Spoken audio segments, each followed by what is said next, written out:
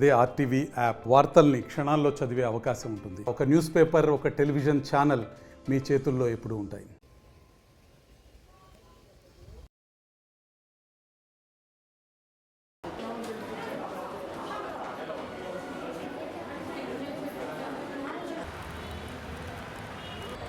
Madam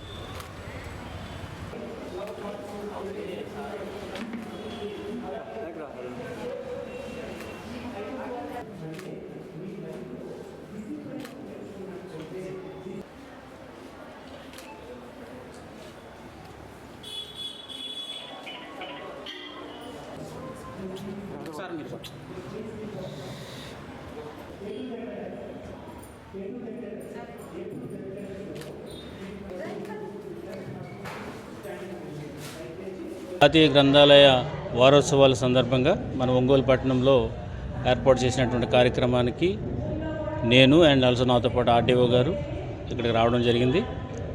యాజమాన్యం చాలా చక్కగా ఏర్పాట్లన్నీ కూడా చేశారు. సో మన ప్రజలకు ఇచ్చేటువంటి మెసేజ్ ఏముందనంటే కనుక ఈ రోజుల్లో ఎక్కువ మంది సెల్ ఫోన్స్తోనే టైం స్పెండ్ చేస్తూ ఉన్నారు. వాల్యుబుల్ టైం అంతా కూడా దానికే పోతుంది. సో బుక్స్ చదవడం అనేది చాలా చాలా ఇంపార్టెంట్. పిల్లల్లో కానీ పెద్దల్లో కానీ చైతన్యం రావాలి అని అంటే కనుక, సమాజానికి ఉపయోగపడాలి అని అంటే కనుక కంపల్సరీగా బుక్స్ చదవాలి. బుక్స్ ద్వారానే జ్ఞానం వస్తుంది తప్ప మొబైల్ ద్వారా రాదు. కాబట్టి ఈ వారం రోజులు జరిగినటువంటి వారోత్సవాలు ఏదైతే ఉన్నాయో గ్రంథాలయాల యొక్క ఇంపార్టెన్స్ని ప్రతి ఒక్కరు తెలియజేసి మీడియా ద్వారా ఈ యొక్క కార్యక్రమాల ద్వారా జనాలకు అందరికీ తెలియజేయడం వల్ల వాళ్ళలో సృజనాత్మక శక్తి పెరిగి వాళ్ళ సమాజానికి దోహదపడటంతో పాటు సమాజ శ్రేయస్సుతో పాటు వ్యక్తిగత వికాసానికి కూడా ఇది దోహదపడుతుంది. కాబట్టి ఇక్కడి నుంచి మనము ఈ గ్రంథాలయాన్ని చాలా సీరియస్గా తీసుకుని చేయాలి.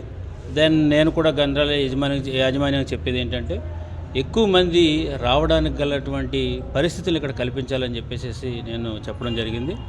బుక్స్ అయితేనేమి చిన్నపిల్లలకైతేనేమి, యవనస్తులకైతేనేమి, పెద్దలకైతేనేమి వాళ్ళకి తగిన బుక్స్ అన్నీ కూడా మనకి అవైలబుల్లో ఉంచితే ఒకలాంటి ఇంట్రెస్ట్ అనేది క్రియేట్ అవుతుంది.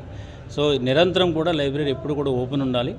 ఆల్మోస్ట్ ఈవినింగ్ 9 వరకు కూడా ఓపెన్ ఉండి ప్రతి ఒక్కరిని కూడా ఆహ్వానిస్తే ఒక మంచి ఆహ్లాదకరమైన పరిస్థితి మనం కల్పిస్తే డెఫినెట్గా పిల్లలు కానీ పెద్దలు కానీ వచ్చి కూర్చుంటారు, చదువుతారు. దాని ద్వారా సమాజానికి మేలు జరుగుతుందని సందర్భంగా తెలియజేస్తున్నాను. తెలుగులో ఫాస్టెస్ట్ న్యూస్ ఇప్పుడు కొత్త అవతారంలో 5 సెకండ్లోనే పూర్తి వార్తా సమాచారం మీ చేతిలో.